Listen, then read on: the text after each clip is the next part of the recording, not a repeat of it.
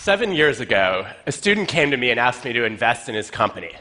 He said, I'm working with 3 friends, and we're going to try to disrupt an industry by selling stuff online. And I said, okay, you guys spent the whole summer on this, right? No, we all took internships, just in case it doesn't work out. All right, but you're going to go in full-time once you graduate. Not exactly. We've all lined up backup jobs. 6 months go by. It's the day before the company launches, and there is still not a functioning website.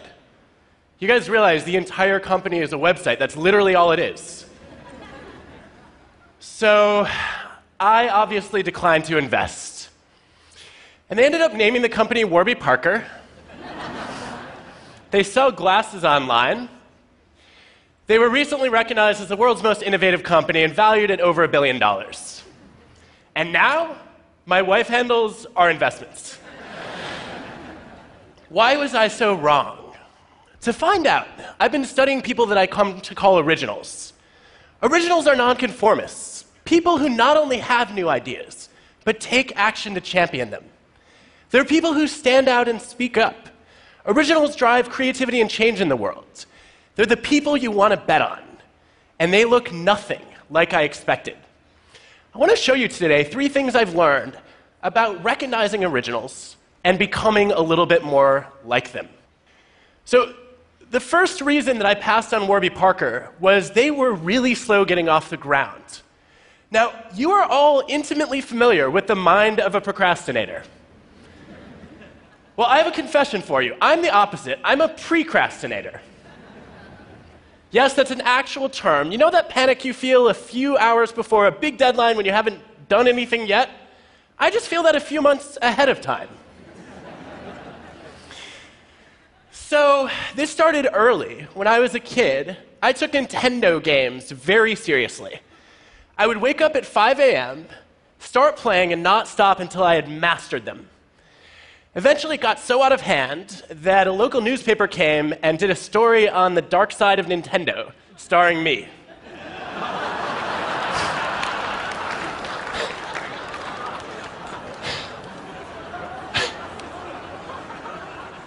Since then, I've traded hair for teeth. But this served me well in college, because I finished my senior thesis 4 months before the deadline.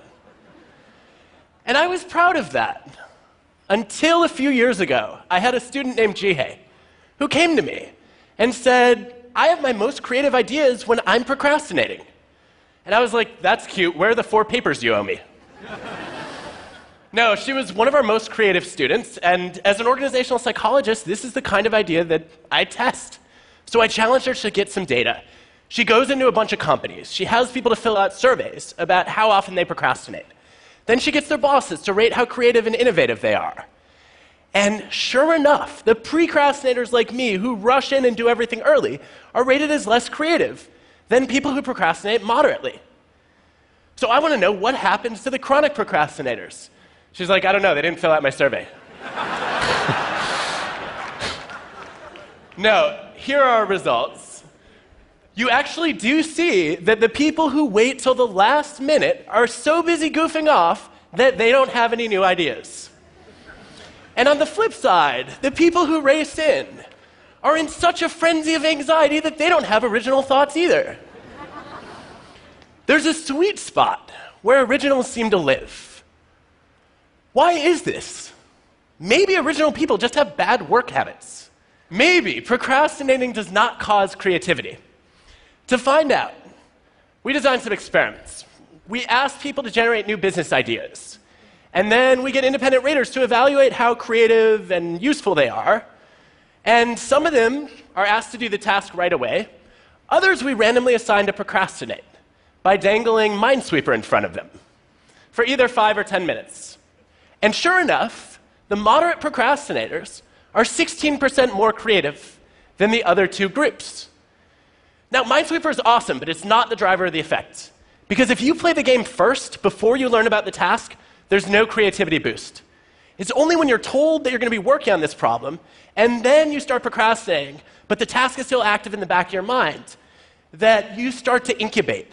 Procrastination gives you time to consider divergent ideas, to think in nonlinear ways, to make unexpected leaps. So just as we were finishing these experiments, I was starting to write a book about originals. And I thought, this is the perfect time to teach myself to procrastinate while writing a chapter on procrastination.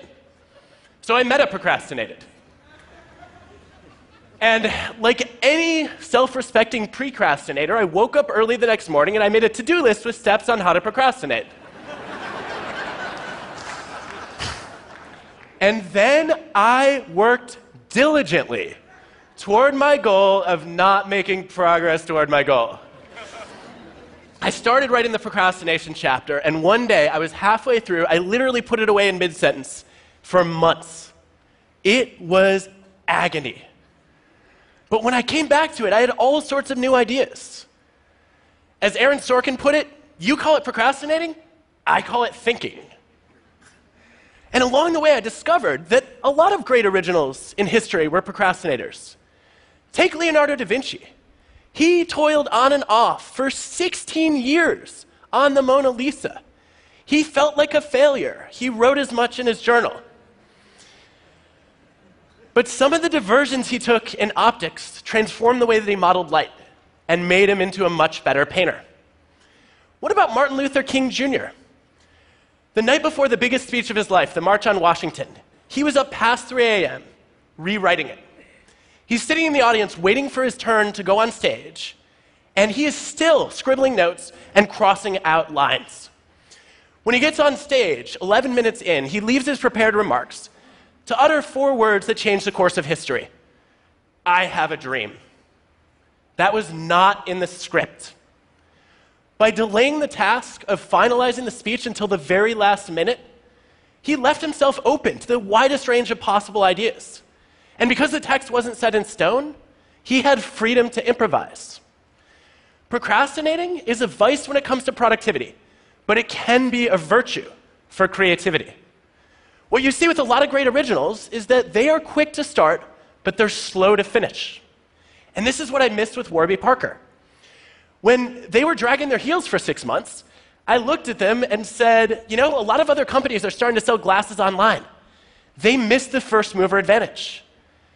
But what I didn't realize was they were spending all that time trying to figure out how to get people to be comfortable ordering glasses online. And it turns out the first mover advantage is mostly a myth. Look at a classic study of over 50 product categories, comparing the first movers who created the market with the improvers who introduced something different and better. What you see is that the first movers had a failure rate of 47%, compared with only 8% for the improvers. Look at Facebook, waiting to build a social network until after MySpace and Friendster. Look at Google, waiting for years after Alta Vista and Yahoo. It's much easier to improve on somebody else's idea than it is to create something new from scratch. So the lesson I learned is that to be original, you don't have to be first. You just have to be different and better. But that wasn't the only reason I passed on Warby Parker. They were also full of doubts. They had backup plans lined up, and that made me doubt that they had the courage to be original. Because I expected that originals would look something like this. Now, on the surface, a lot of original people look confident, but behind the scenes, they feel the same fear and doubt that the rest of us do. They just manage it differently. Let me show you. This is a depiction of how the creative process works for most of us.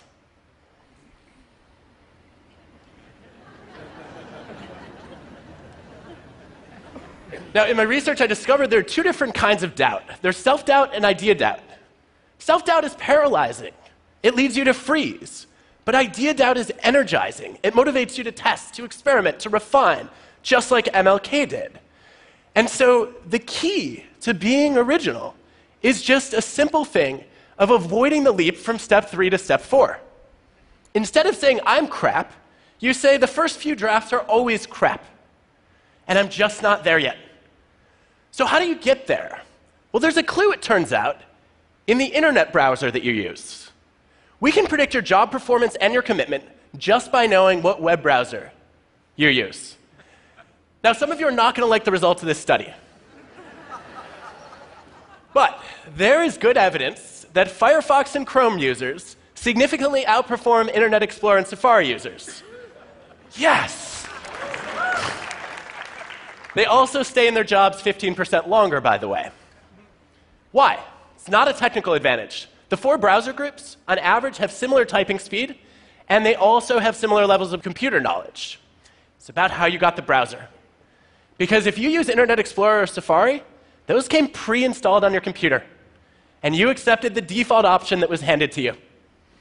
If you wanted Firefox or Chrome, you had to doubt the default and ask, is there a different option out there? And then be a little resourceful and download a new browser. So people hear about this study, and they're like, great, if I want to get better at my job, I just need to upgrade my browser? No, it's about being the kind of person who takes the initiative to doubt the default and look for a better option. And if you do that well, you will open yourself up to the opposite of déjà vu. There's a name for it. It's called vujade. Vujade is when you look at something you've seen many times before and all of a sudden see it with fresh eyes. It's a screenwriter who looks at a movie script that can't get the green light for more than half a century. In every past version, the main character has been an evil queen. But Jennifer Lee starts to question whether that makes sense. She rewrites the first act, reinvents the villain as a tortured hero, and Frozen becomes the most successful animated movie ever. So there's a simple message from this story. When you feel doubt, don't let it go. What about fear? Originals feel fear too. They're afraid of failing. But what sets them apart from the rest of us is that they're even more afraid of failing to try. They know you can fail by starting a business that goes bankrupt or by failing to start a business at all. They know that in the long run, our biggest regrets are not our actions, but our inactions. The things we wish we could redo, if you look at the science, are the chances not taken. Elon Musk told me recently he didn't expect Tesla to succeed. He was sure the first few SpaceX launches would fail to make it to orbit, let alone get back. But it was too important not to try. And for so many of us, when we have an important idea, we don't bother to try. But I have some good news for you. You're not going to get judged on your bad ideas. A lot of people think they will. If you look across industries and ask people about their biggest idea, their most important suggestion, 85% of them stayed silent instead of speaking up. They're afraid of embarrassing themselves, of looking stupid. But guess what? Originals have lots and lots of bad ideas. Tons of them, in fact. Take the guy who invented this. Do you care that he came up with a talking doll so creepy that it scared not only kids but adults too? No, you celebrate Thomas Edison for pioneering the light bulb. If you look across fields, the greatest originals are the ones who fail the most, because they're the ones who try the most. Take classical composers, the best of the best. Why do some of them get more pages in encyclopedias than others, and also have their compositions re-recorded more times? One of the best predictors is the sheer volume of compositions that they generate. The more output you churn out, the more variety you get, and the better your chances of stumbling on something truly original. Even the 3 icons of classical music, Bach, Beethoven, Mozart, had to generate hundreds and hundreds of compositions to come up with a much smaller number of masterpieces.